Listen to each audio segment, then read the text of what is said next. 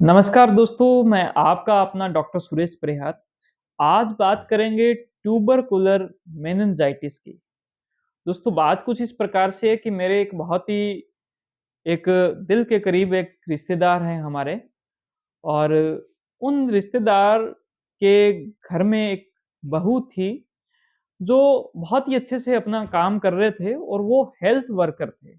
यानी कि वो स्वास्थ्य केंद्र जो है जो हॉस्पिटल है सरकारी, वहाँ पर वो काम कर रहे थे और काम करते हुए उनके साथ में दिक्कत ये हुई कि उनकी पीठ के अंदर दर्द होने लगा, उनके सिर में बहुत ही ज़्यादा दर्द होने लगा और इतना ही नहीं है, उनको ऐसे लगा कि जैसे मेरी जो जो नाड़ियाँ हैं, वो उसके अंदर खिंचाव आ रहा है। ख़ास तौर पर जो पैरों की जो नाड़ियाँ रहती है, उसके अंदर खिंचाव आ रहा है और ऐसे जब लक्षण होते गए, तो उन्होंने उन लक्षणों का समाधान जो है, वो सामान्य टैबलेट वग़ैरह से लिया। लेकिन वो लक्षण आगे जाके बहुत एक गंभीर बीमारी का कारण बना जिसका नाम है ट्यूबरकुलर मेनिंजाइटिस। आज हम ट्यूबरकुलर मेनिंजाइटिस के बारे में पढ़ेंगे कि ये गंभीर बीमारी क्या है? किस वजह से होती है? क्या इसके लक्षण हैं? और अफ़सोस इस बात का है कि बड़े ही दुखी हृदय से आप सभी के साथ में ये बात भी शेयर कर रहे हैं कि आज जो है वो इस दुनिया में नहीं है। और इसकी जो वजह ये मान सकते हैं कि ये बीमारी बहुत ही खतरनाक है, बहुत ही गंभीर है।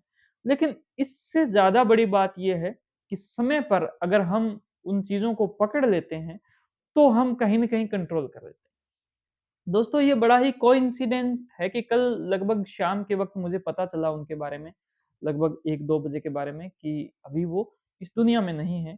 मन थोड़ा-सा विचलित हुआ, लेकिन मैंने सोचा कि इस पर सभी लोगों के सभी लोगों को कुछ चीज़ें बताने के हिसाब से कुछ चीज़ें बनाएँगे। लेकिन आज सुबह जब मैंने अपने हॉस्पिटल की शुरुआत की, तो मेरे पास में जो दूसरा जो पेशेंट आए, वो भी इसी बीमारी से पीड़ित थे। जिनको ये बीमारी आज से करीबन 5 साल पहले हुई थी। वो इस बीमारी के होने के बाद में ट्रीटमेंट पूरा उन्होंने इस बीमारी का करवाया और अर्ली स्टेज यानी कि शुरुआत के अंदर वो बीमारी पकड़ में आई, वो बच गए।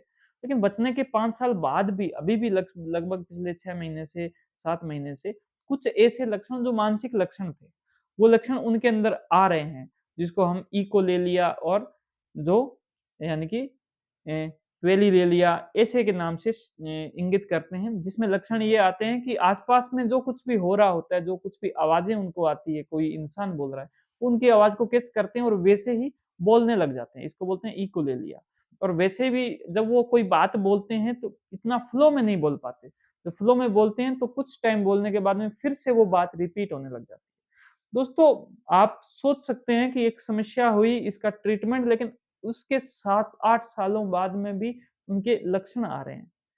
क्या समस्या है? दोस्तों ये टीबी होती है, माइंड की टीबी इसको कह सकते हैं, दिमाग की टीबी कह सकते हैं, क्योंकि दिमाग और रीढ़ की हड्डी जो है, रीढ़ की हड्डी के अंदर दिमाग का अंश जो है वो नीचे तक जाता है। तो ये जो बीमारी है वो दिमाग को होती है और वहाँ से फिर ये रीढ़ की हड्डी के अंदर के अंश से वो नीचे तक चली जाती है और वहाँ से सिग्नल की नाड़ियाँ, जो सिग्नल की नाड़ियाँ हमें संदेश देती है कि अब हाथ को ऐसे हिलाना है, हमें दर्द की अनुभूति देती है, वो जहाँ-जहाँ पर होती है वहाँ पर भी इनके जाने के चांस रहते हैं। दोस्तों ये कैसे है, किस प्रकार से जैसे कि आपको इस फ़ोटो के अंदर दिखाया गया है कि ये हमारा दिमाग है। दिमाग के अंदर विशेष तौर पर ये दिमाग की झिल्ली है, जिसको बोलते हैं मेनिन मेनिन्जियल, ठीक है ना? इसमें 3 प्रकार की झिल्लियाँ होती है जिसके अंदर ये दिमाग रहता है। इस झिल्ली के अंदर अगर टीबी का जो बैक्टीरिया है, टीबी का जो कीटाणु है, ट्यूबरकुलर का जो कीटाणु है, वो जब इनके अंदर आ जाए, तो यूँ मान के चलो कि ये जो समस्या है, वो होने लग जाती है।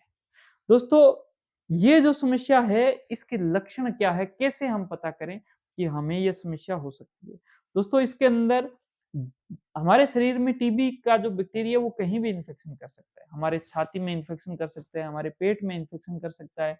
हमें ये जो समस्या है, इसको इन्फेक्शन देखने को मिलता है। दोस्तों, इसमें बुखार आता है। बुखार आएगा और साथ में सर्दी लग के बुखार आएगा। और अपने जब बुखार की जाँच करवाएँगे और जाँच के अंदर एक सीआरपी की जाँच होती है, जिससे पता चलता है कि बुखार किस प्रकार का है। तो वो सीआरपी की जाँच जो है, वो भी बढ़ी हुई आ सकती है अगर टीबी का बैक्टीरिया हमारे अंदर है तो। लेकिन इसके साथ में इस समस्या के अंदर अगर यही वास्तव में समस्या हुई, तो हमें सिर दर्द की समस्या बहुत ज़्यादा दिखाई देने लग जाती है, कि सिर दर्द हो रहा है, नाड़ियाँ यूँ फटी जा रही है। इसके अलावा उनकी कमर में भी दर्द होगा, पीठ में दर्द होगा। इसके अलावा उनको लगेगा कि नाड़ियों में बहुत ज़्यादा खिंचाव आया हुआ है।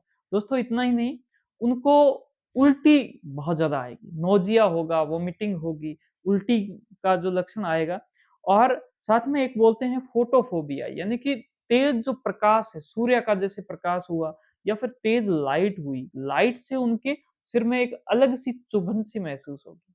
क्योंकि जैसे ही लाइट जाती है, तो वो सारी नाड़ियाँ जो है, वो एक्टिवेट होती है, तो इसकी वजह से। दोस्तों इतना ही नहीं है, उनके गर्दन के अंदर क्योंकि दिमाग और जो हमारी रीढ़ की हड्डी है, उसका जो जॉइंट है वो गर्दन से है। तो गर्दन के अंदर अकड़न महसूस होगी, अगर उनको कहें कि आपको इस प्रकार से ऐसे नीचे गर्दन करनी है। तो उनको यहाँ पर बहुत ही ज़्यादा अकड़न महसूस होगी और साथ में उनके दर्द भी होगा। तो इस प्रकार के जो लक्षण हैं, तो वो करेंगे लेकिन इसमें जो हेडेक होता है वो बहुत ही सीवियर हेडेक होता है। तो इस हेडेक से अगर लगातार हो रहा है, लंबे टाइम तक हो रहा है, तो हमें इसका जो अनुमान है, वो हमें लगा लेना चाहिए दोस्तों। इतना ही नहीं इस बीमारी के साथ में जैसे ही ये बीमारी आगे बढ़ने लग जाती है, तो उनका जो मेंटल स्टेट है, यानी कि उनका होशी का जो लेवल है, उसमें दिक्कत आने लग सकती है। उनके अंदर जो मिर्गी के जो दौरे हैं, वो भी आने लग सकते हैं। वो लोगों को पहचानना भूल सकती है। उसको कि अभी समय सुबह का है, शाम का है, दोपहर का समय है, ये पहचानना भूल सकती है। वो कहाँ पर किस जगह पे वो बैठी है या बैठा है, तो वो पहचानना उनके दिक्कत हो सकता है। लोग लोग उनके क्या लगते हैं, ये पहचानने में दिक्कत आने लग जाती है। अगर ऐसा कोई लक्षण है, इस प्रकार से है, तो ज़रूरत इस बात की है कि इसके अंदर एक विशेष प्रकार की जाँच होती है, जो कि हमारी जो रीढ़ की हड्डी जो आती है, उसके जो दिमाग का पार्ट जो रीढ़ की हड्डी से आता है, उसके आस-पास जो झिल्ली है, वहाँ पर एक पानी होता है, जिसको बोलते हैं सीएसएफ फ्लूइड। एक पानी होता है, उस रीढ़ की हड्डी के पानी की जाँच होती है। उस जाँच से फिर ये पता चलता है कि वास्तव में ये टीबी है या नहीं है। इसके अलावा सीटी स्कैन, एमआरआई वगैरह इनसे पता चलता है। क्योंकि ये टीबी होता है तो इसके माध्यम से अंदर की साइड में प्रोटीन का जमाव बहुत ज़्यादा होने लग जाता है। तो उसके बाद में हो सकता है कोई शंट की कोई ऑपरेशन जो है उसकी भी आवश्यकता पड़ सकती है। लेकिन अगर समय पर जागें तो इलाज संभव है इसका, ऐसा कुछ भी नहीं है कि इसका इलाज संभव नहीं है। आप सभी की जागरूकता के लिए और हमारे वो रिश्तेदार जो अभी इस दुनिया में नहीं हैं, उनको एक हमारी एक श्रद्धांजलि के तौर पर मैंने सोचा कि आप सभी के साथ में इस वीडियो के माध्यम से चीज़ें जो है वो शेयर की जाए। आपका बहुत-बहुत धन्यवाद। Thank you. जय हिंद और इसकी जो एक जो फ़ोटो है वो कुछ इस प्रकार से ली है। तो आपका बहुत धन्यवाद। Thank you. जय हिंद। जय भारत। इस वीडियो को आप लाइक करें, शेयर करें, अपनी बातों को मुझे कमेंट करें और हमारे यूट्यूब चैनल को सब्सक्राइब करें, फॉलो करें। Thank you. जय हिंद।